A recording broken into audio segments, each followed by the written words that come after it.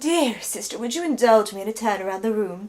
I'd be quite intent on hearing your own thoughts on the true parentage of Lady Ray of the Star Warses.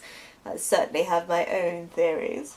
That darn movie show! Hey guys, how's it going? It's Clarice here, and today I wanted to talk about Whit Stillman's Love and Friendship, which is an adaptation of an early Jane Austen novella, Lady Susan. Now, I'm a very recent convert to all things Stillman, but I love him so much now.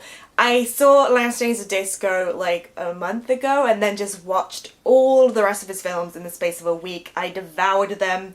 I just think they're fantastically funny, and I just want to climb into that world and spend my days drinking champagne and making witty, beautifully phrased observations about the world. That is my dream life. And as I was watching all these movies, I slowly came to realize that there is no more perfect person in this world to adapt a Jane Austen novel than Whit Stillman.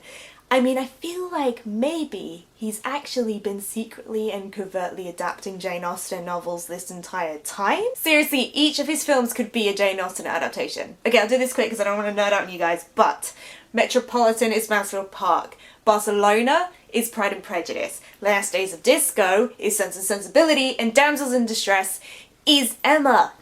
It's so obvious.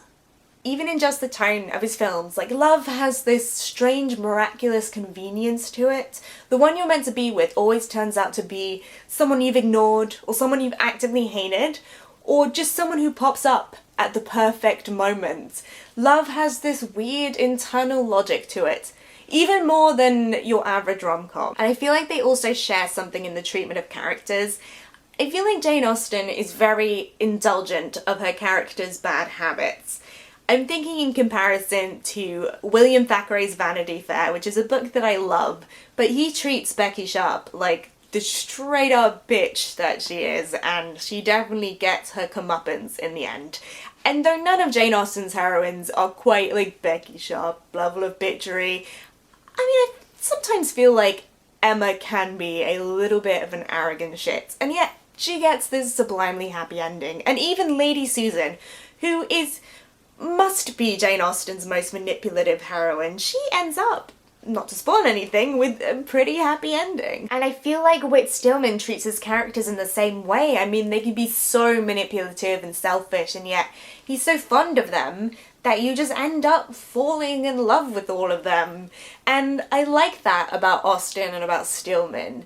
The finding of good in flawed people, because that's sort of what we do. We are all very nasty and selfish and manipulative, and yet we're always falling in love with each other because we're so fucking charming while we do it. And I really love Lady Susan in this movie. She's played by Kate Beckinsale, who really doesn't hold back on all the arrogance and selfishness. She's kind of like her character in Last Days of Disco, and this film also brings back her co-star from that film, Chloe Sevigny. I would absolutely recommend this for Austen fans. I think it's my favourite adaptation of one of her novels.